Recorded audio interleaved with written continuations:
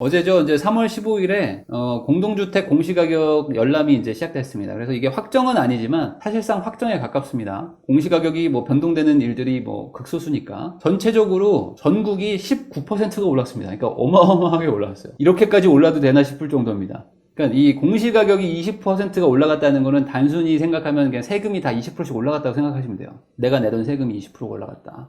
금액을 떠나서. 자, 그런데 뭐 지역별로도 뭐 다양하게 올라갔어요. 근데 세종시, 이따가 얘기하겠지만 세종시는 70%가 올라갔어요. 그러니까 작년에 뭐 10억이었으면 지금 17억이 된 겁니다. 공시가격이.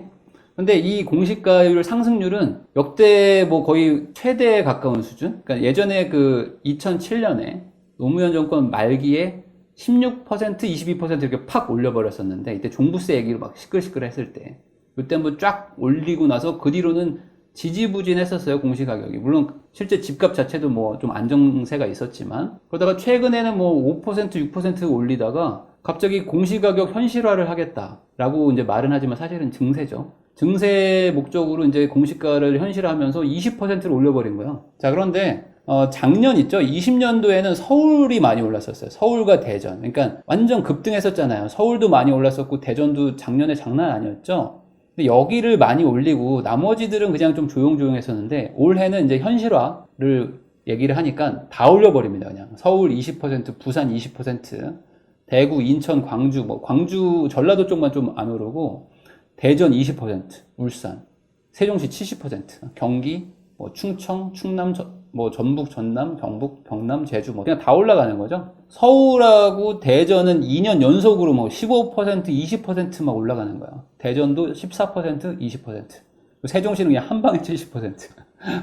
그러니까 세종시 분들은 작년 대비 재산세가 이제 70%더 나온다라고 생각하시면 되는 겁니다. 거의 2배에 가까운 느낌이겠죠, 체감은. 그러니까 어떻게 됩니까? 이제 국민들끼리 서로 싸워요. 자, 주식은 보유세 안 내는데 집 한 채 가진 게 죄입니까? 하면서 막 사람들이 막 억울해하다는 사람도 있어요. 그래서 부동산 뭐 커뮤니티 회원 A씨는 세금 폭탄이 현실화됐습니다. 억울해 죽겠어요. 저는 1주택자인데 제가 적폐입니까? 막 라고 하니까 B씨가 집값 오를 땐 좋았지. 근데 왜 세금 내기 싫어? 말이 돼? 그게? 기분 좋게 세금 내세요. 싫으면 파시고요. 막 이렇게 말해. 그랬더니 C씨가 또 그래.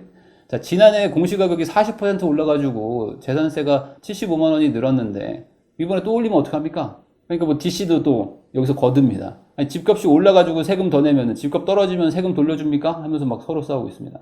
이런 대화가 현실에서도 많고 인터넷에서도 엄청 많죠. 근데 이제 뭐 애꿎은 피해자들이 발생합니다. 이거는 이제 제가 옛날에도 한번 설명드렸는데 우리나라의 어떤 그 복지나 세금 체계 같은 것들이 상당수가 이 공시가격과 연동이 돼요. 공시가격, 자동차 이런 것들을 모아가지고 너의 자산이 얼마니? 네가 자산이 얼마가 넘어가면 너는 복지 혜택에서 뭐 탈락이야. 너는 수급 대상에서 탈락돼. 너는 뭐 임대주택에 못 들어가. 너는 뭐 건강보험료 뭐 대상이야. 뭐 이런 것들이 막 바뀌거든요. 그러니까 나는 어떤 소득이 적거나 아니면 자산이 너무 적으면 군대를 안 갈 수도 있는 사람이었는데 뭐 군대를 가야 된다. 뭐 이런 일들이 생겨날 수도 있다는 거죠. 그리고 어떤 연금이나 뭐 보장, 기초보장 그런 정책 같은 것들의 수혜 대상에서 빠지기도 하고. 물론 정부에서는 이런 걸 잘 조정해서 최대한 피해 없게 가겠다라고는 하지만 갑자기 20%가 올라가 버리니까 전체적으로. 그럼 여기서 이제 탈락되는 분들이 꽤나 많이 나오겠죠. 자, 그런데 이제 여당에서는 이런 얘기를 합니다. 공시가격이 폭등한 거 아니냐? 20%가 올라갔는데 1주택자 재산세 폭탄은 없다라고 이제 얘기를 해요. 그래서 이게 무슨 소리지? 공시가격이 이렇게 올라갔는데 왜 재산세 폭탄이 없는 거지? 6억 원 이하는 오히려 내려간다. 이 얘기를 하거든요. 그러니까 뭐냐면 지금 집이 예를 들어 100개가 있다 그러면 그 중에 92개는 공시가격이 6억이 안 된다. 그리고 6억이 안 되는 집들은 오히려 이번에 재산세를 감면해 준다. 한시적으로. 그런데 공시가격 상승으로 세금 폭탄이라는 말이 맞냐? 92%. 92%인 집들은 오히려 재산세가 감소하니까 이거는 세금 폭탄이 아니라는 거죠. 이해되세요? 자, 그런데 생각해보세요. 그럼 나머지 8%는? 92%는 감소하니까 세금 폭탄이 아니면 얘네는 뭐냐고. 얘네한테는 핵을 터뜨리는 거야. 세금 폭탄의 의미가 좀 제가 이해하는 거랑 좀 다를 수도 있어요. 이분들이 말하는 거는. 근데 이게 맞나? 제가 이해하는 세금 폭탄은 아주 막 난리 나는 거를 저는 생각이 들거든요.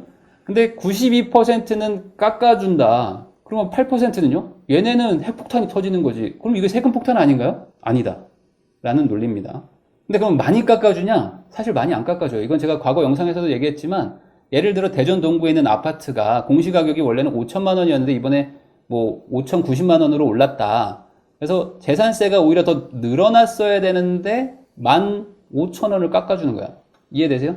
자, 공시가격이 오히려 올랐잖아요. 4%나 올랐는데 그러면 재산세도 더 올라가야 되잖아. 8만 원, 9만 원으로 가야 되는데 6만 원으로 낮춰주는 거야. 그리고 서울 관악구에 있는 공시가격 5억짜리 아파트도 원래 재산세를 105만 원을 내야 되는데 94만 원으로 낮춰줘. 그러니까 이렇게 감면 혜택이 92%한테 있다는 거예요. 그러니까 이게 어떻게 세금 폭탄이냐라는 논리죠. 근데 세금 폭탄이 맞나 봐요. 왜냐? 정부에서 이제 Q&A를 하는데 공시가격 인상이 돼가지고 재산세가 최소 3,600억 원이 늘어날 것 같아요. 자, 세금 폭탄은 아니래. 근데 이 재산세는 엄청나게 많이 걷어진다는 거예요. 근데 92%는 깎아줬어. 근데 8%한테만 인상을 한 거예요. 근데 3,600억 원이 늘어나. 그럼 여기서 깎아줬는데 얘네한테 얼마를 때리는 거지 도대체? 이런 생각 안 드세요? 92%를 깎았는데도 불구하고 3,600억 원이 늘어나면 얘네는 도대체 얼마를 얻어맞는 거야? 자, 거기다가 아까도 말했듯이 6억 원 이하의 92%는 깎아준다. 그러니까 문제가 없다라는 논리가 정말 맞는 거냐? 그럼 나머지 8%의 국민은 뭐냐? 얘네들은 국민이 아니라는 의미밖에 더 되는 거야, 이게. 맞죠? 얘네는 뭐 핵폭탄이 터지든 말든 상관없는 거죠. 92%는 깎아주니까. 자, 그런데 정부가 이렇게 자신있게 추진할 수 있는 이유가 있어요. 왜냐? 지금 이 보유세 논란은 사실 찻잔 속의 태풍이 될 가능성이 높고요. 강 건너 불구경이 될 가능성이 훨씬 높습니다.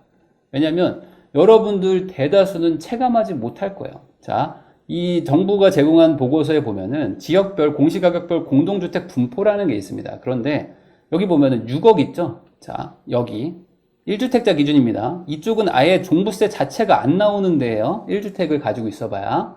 그리고 여기는 나오긴 나옵니다. 근데 많이 안 나와요. 그리고 현실적으로 한 이쯤부터 나와요. 이쯤부터 12억, 15억, 30억 뭐 이쯤부터 막 나오기 시작하거든요. 부담스럽게. 자, 그러면 제가 이렇게 박스를 쳐봤어요. 그러면 여기서부터는 이제 종부세가 좀 부담스럽게 나오기 시작하는데 당연히 공동주택 중에서 공시가격이 9억이 넘어가고 이런 것들은 빌라는 아니겠죠. 대부분 아파트겠죠. 그러니까 내가 빌라에 살고 있잖아요. 그러면 이거는 다른 세상 얘기야. 그리고 내가 아파트에 살고 있는데 뭐 시세로 한 12억 넘어가는 거 아닌 느낌이라면 딱히 나한테 어떤 감정적으로 뭐가 와닿는 게 없습니다. 그런데 보세요. 전국적으로 총 1,400만 호가 있는데 그 중에 이 뭔가 부담스럽게 나오는 여기 있죠. 요 구간이 4%가 채 안 돼요. 4%. 그리고 대부분이 여기 서울에 몰려 있어요. 서울에 많습니다. 서울에. 서울은 260만 호밖에 안 되는데 이거 합치면은 몇만 호에 벌써 30만 호가 넘어가잖아요. 40만 호죠. 40만 호. 그래서 260만 호 중에 약 16% 정도가 이제 종부세가 부담스러운 수준으로 나오는 거예요. 그러니까 지금 서울의 아파트에 사는데 우리 아파트가 한 채인데 이게 한 시가로 한 12억이 넘어가. 이런 사람들은 이번 종부세를 엄청나게 충격적으로 받아들이게 될 거예요. 그런데 그 분들이 전체 인구로 따지면 얼마 안 되는 거죠. 자, 부산도 1%밖에 안 됩니다. 부산도 부자 동네인데 여기에서 실질적으로 종부세가 부담되는 사람들은 1% 수준. 대구도 한 1%. 뭐 인천, 광주는 거의 없고요. 뭐 대전, 울산 뭐 별로 없습니다. 세종하고 경기도가 한 1, 2%밖에 안 돼. 1, 2%. 그러니까 실질적으로 서울에 12억 넘는 1주택자들 아니고서는 체감이 잘 안 될 것이다. 근데 당하는 사람은 죽을 맛이겠죠.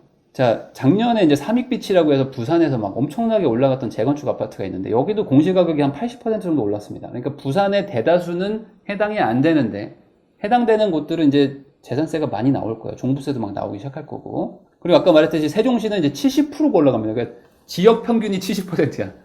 그러니까 웬만한 곳들은 다 막 2배 이상 뛰었다고 생각하시면 돼요. 공시가격 자체가. 그러니까 단순 계산하면 작년 대비 재산세가 다 뭐 거의 1.5배, 2배씩 나오는 거예요. 물론 이제 뭐 세부담 상한선은 있지만. 그래서 작년에 공시가격이 2억 3천이었던 게 올해는 4억 4천으로. 물론 시세도 엄청나게 올랐습니다. 그렇지만 공시가격도 엄청나게 올라서 세금도 2배로 막 뛴다 이거죠. 그러다 보니까 이제 사람들이 어디에 관심 갖느냐? 그러면 제일 비싼 집은 뭐예요? 하면서 괜히 막 쓸데없는 막 관심 생기잖아요. 그 많이들 들어보셨죠? LCT? 부산 해운대에 가면은 뭐 저렇게 큰 건물이 3개 있냐 하는 그 LCT가 제일 큰 평수. 전용 면적 60평이니까 한 80 몇 평 되겠네요. 분양으로 한 80 몇 평 되는 그런 그 제일 뭐 비싼 집이 공시가격이 58억이랍니다. 그래서 이게 21년도 보유세가 한 9천만 원 정도 나온대요. 요 1주택자가. 요 한 집 가지고 있어도 한 9천만 원 정도 나오는 거예요. 부산에서. 그리고 이제 대치동의 레미안 대치팰리스라고 해서 이제 대치동에선 그래도 제일 좋은 아파트다라고 하는데 여기도 이제 30억 넘어가거든요. 시세가. 여기는 보유세가 91%가 올랐대요. 그러니까 2배 뛴 거죠. 그래서 올해 보유세가 한 4천만 원 정도 나온답니다. 4천만 원 정도. 근데 작년에는 2천만 원이니까 거의 2배 가까이 뛰었다. 물론 이게 세부담 상한이 있어요. 그래서 이게 무조건 2배는 아니고 150% 정도 늘어날 겁니다. 자, 어쨌든 그냥 1주택자도 이제 세금을 이제 3천만 원, 4천만 원 막 나오는 그런 집들이 이제 나타나기 시작하는 거예요. 그리고 다주택자는 뭐 완전히 죽는 거죠. 다주택자는 2배를 훨씬 넘는 세금 폭탄을 맞는다. 그래서 관악구에 5억짜리 하나 가지고 있고 5억 9천짜리 하나 가지고 있고 강남구에 15억 5천짜리 가지고 있어서 두 개 합치면 한 21억 공시가격으로. 그럼 시세로는 한 30억 넘어가겠죠? 요런 거 가지고 있으면은 지난해는 1,600만 원을 냈지만 올해는 4천만 원.